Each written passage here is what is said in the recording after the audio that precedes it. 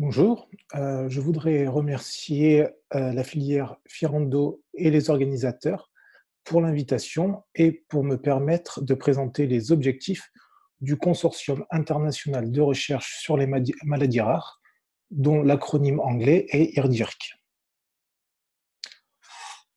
IRDIRC a été créé en 2011 pour faire progresser la recherche sur les maladies rares dans le monde.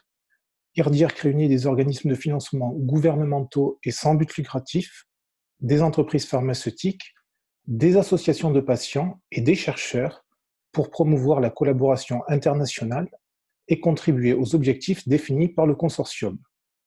La couverture du consortium est mondiale et implique des parties prenantes sur l'ensemble du globe, comme vous pouvez le constater sur cette carte. Donc, en quelques mots, IRDIRC est constitué de 60 organisations membres, incluant 34 organismes de financement, dont l'INSERM, l'AFM Téléthon, la Fondation Maladies Rares et l'ANR, 12 entreprises pharmaceutiques ou de biotechnologie et 14 associations de patients. Les prérequis pour devenir une organisation membre de IRDIRC sont différents en fonction de la nature de l'organisation. Les financeurs et les entreprises pharmaceutiques doivent investir plus de 10 millions de dollars dans la recherche et le développement sur une période de 5 ans. Néanmoins, chaque organisation est libre de financer ses propres programmes de recherche comme elle le désire.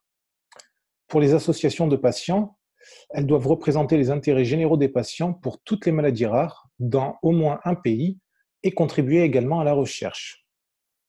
Je tiens à préciser qu'une fois ces prérequis validés, aucun frais d'adhésion n'est requis pour être membre d'IRDIRC. Donc la vision d'IRDIRC est de permettre que toutes les personnes vivant avec une maladie rare reçoivent un diagnostic médical et se voient proposer une option thérapeutique dans l'année suivant leur première visite médicale. Cette vision s'articule autour de 3 objectifs programmés pour la décennie allant de 2017 à 2027. Le premier objectif est que tous les patients atteints d'une maladie rare, se présentant à un médecin, seront diagnostiqués dans un délai d'1 an si leur trouble est connu dans la littérature médicale. Si ces personnes ne peuvent pas être diagnostiquées, elles intégreront un réseau de diagnostic et de recherche coordonné à l'échelle mondiale.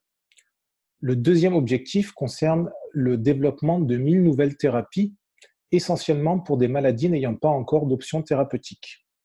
Et enfin, le troisième objectif se concentrera sur le développement de méthodologies afin d'analyser l'impact à la fois financier et social du diagnostic et des thérapies sur les patients atteints de maladies rares. Afin de développer ces activités, le consortium se structure de la façon suivante. Je vais commencer par la base et je vais décrire ensuite les niveaux supérieurs.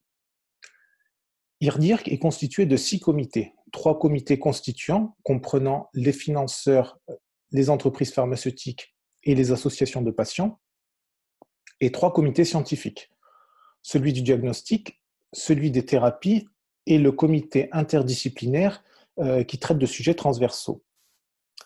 Les membres des comités scientifiques sont mandatés pendant 3 ans avec un mandat qui est renouvelable une fois. Chaque année, des appels à candidature sont publiés sur le site d'IRDIRC afin de recruter de nouveaux experts scientifiques et d'assurer le turnover au sein des comités.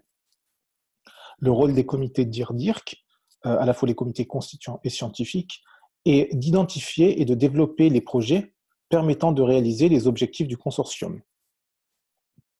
Au niveau supérieur, il y a le comité opérationnel qui, lui, est composé des présidents et vice-présidents de chaque comité et du président et vice-président de l'assemblée constituante du consortium.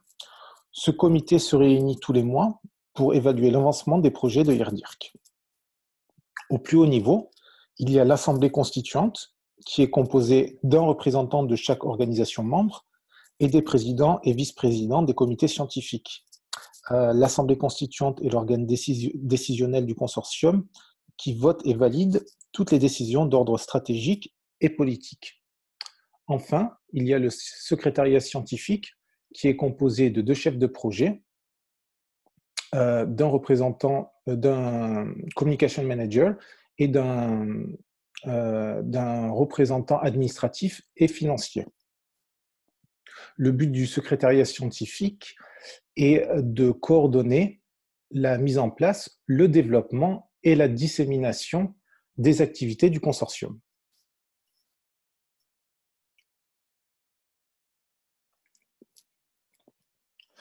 Pour réaliser ces objectifs, IRDIRC développe différents outils de travail.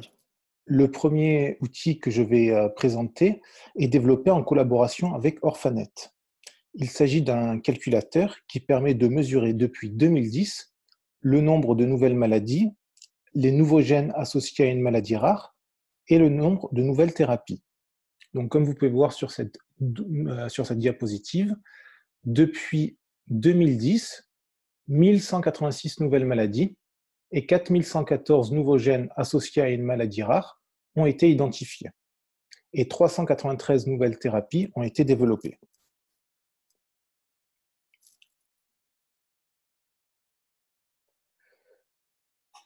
Un autre outil est un label qui permet de mettre en évidence les ressources accessibles au public que les chercheurs de la communauté des maladies rares ont trouvées utiles. Et si elles devaient être utilisées plus largement, pourraient accélérer le transfert de connaissances fondamentales en application clinique. Ces ressources sont de différentes natures. Il peut s'agir de bases de données, comme la base de données d'Orphanet, de plateformes, comme certaines plateformes permettant d'associer des phénotypes à des génotypes, d'outils qui permettent par exemple l'identification de variants pathologiques, ou bien des standards ou des recommandations. Je tiens à préciser que si vous-même vous êtes titulaire d'une ressource qui peut être utile à la communauté, je vous invite à remplir un formulaire de labellisation et à le soumettre à IRDIRC afin qu'il soit évalué par des membres du consortium et éventuellement labellisé.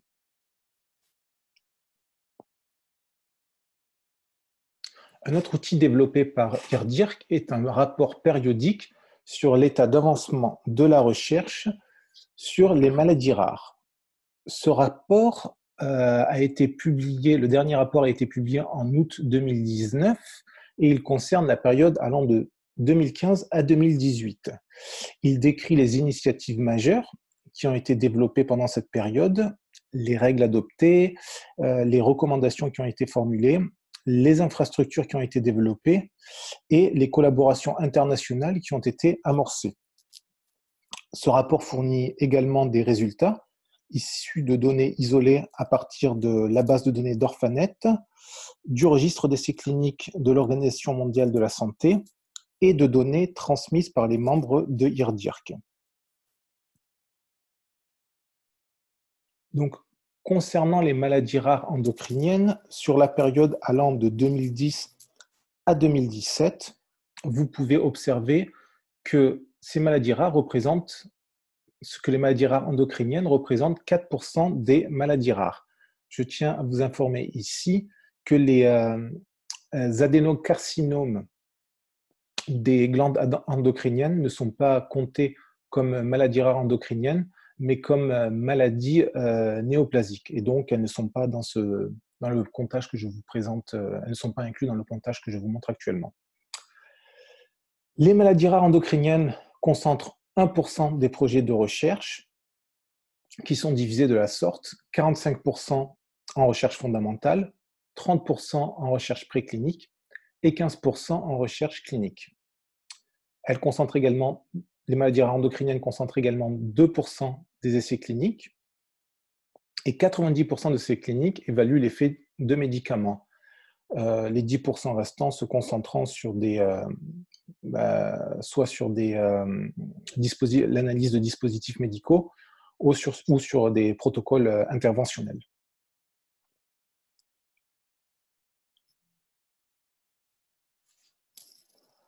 Un autre outil développé par le consortium est un ensemble de règles et de directives publiées par IRDIRC en 2013 et qui se structure autour de 11 sujets thématiques.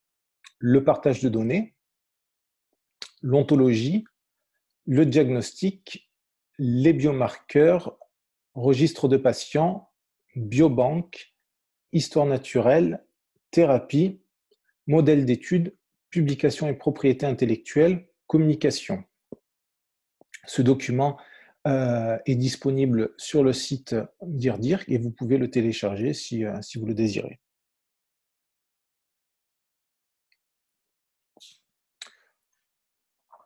Enfin, un autre outil très important d'IRDIRC dans la réalisation de ces objectifs est le développement de groupes de travail qui répondent à des besoins spécifiques de la recherche sur les maladies rares. Les projets sont identifiés et développés par les comités de IRDIRC, mais ils peuvent également être développés en collaboration avec d'autres organisations. Les groupes de travail sont composés d'experts membres d'IRDIRC, mais aussi d'experts externes au consortium. Si vous désirez être un membre externe participant à un de ces groupes de travail, je vous invite à aller sur le site internet de IRDIRC et très régulièrement, à chaque fois qu'un groupe de travail est créé, il y a un appel à candidature pour lequel vous pouvez répondre si votre expertise est en relation avec le travail demandé. Et enfin, ces groupes de travail apportent des solutions via des recommandations ou des applications techniques. Donc, sur cette diapositive, vous pouvez voir que depuis 2015, un grand nombre d'activités ont été initiées et ont permis le développement d'outils tels que, par exemple, le Matchmaker Exchange, qui permet d'échanger des données sur les profils génotypiques et phénotypiques afin d'accélérer la découverte de nouvelles maladies rares. D'autres groupes de travail ont permis le développement de recommandations importantes, notamment pour le développement notamment pour la conduite d'essais cliniques comportant un faible nombre de patients. Donc, c'est le Small Population Clinical Trials Task Force. Ou, par exemple, pour des recommandations pour le repositionnement des médicaments. Et donc là, c'est le groupe de travail sur le data mining and repurposing.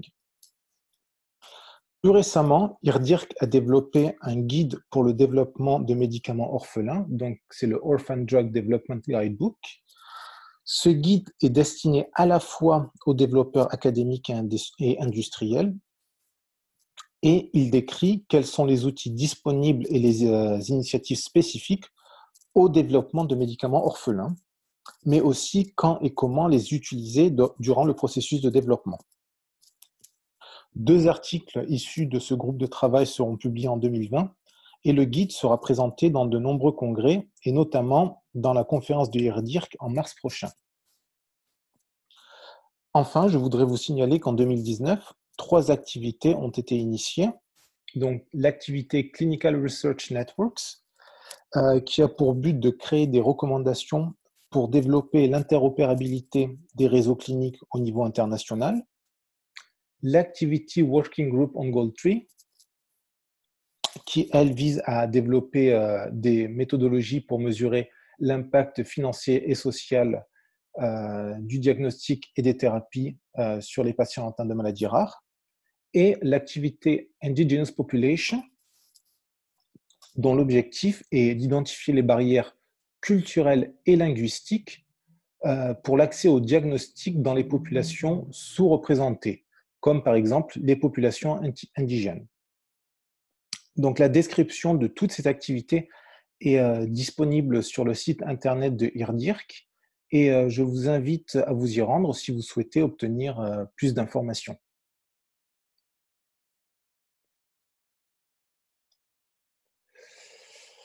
Et voici ici une liste des 5 publications qui ont été, des 5 articles qui ont été publiés cette année à la suite des activités des groupes de travail. Donc, vous pouvez également avoir accès à ces publications sur le site internet de IRDIRC. Je voudrais également vous mentionner que la feuille de route d'IRDIRC pour l'année 2020 a été validée le mois dernier et que 4 groupes de travail, 4 activités ont été sélectionnés. Donc la première, Shared Molecular Etiologies of Rare Disease, aura pour but d'identifier les stratégies pour regrouper les patients sur la base de l'étiologie moléculaire commune de leur maladie rare, afin de développer des essais cliniques regroupant un nombre plus élevé de patients et évaluant l'effet de drogue ciblant des voies moléculaires communes. La deuxième activité, Rare Disease Treatment Access, aura pour but de créer une liste de produits de soins standards pour les maladies rares et rendre cette liste disponible dans le monde, notamment dans les pays à faible et moyen revenu, pour ensuite identifier les barrières afin d'introduire ces produits de soins dans les marchés nationaux. La troisième activité qui a été sélectionnée dans la feuille de route d'IRDIRC en 2020 est Chrysalis Project. Et le but de cette activité sera d'identifier les critères financiers et scientifiques qui rendront la recherche sur les maladies rares plus attrayante pour l'industrie. Et enfin, la dernière activité sélectionnée, Integrating New Technologies for the Diagnosis of Rare Disease, aura pour but donc d'identifier les nouvelles technologies en développement ou en utilisation expérimentale susceptibles d'augmenter le taux de diagnostic pour les patients atteints de maladies rares et stimuler ensuite l'adoption clinique de ces technologies.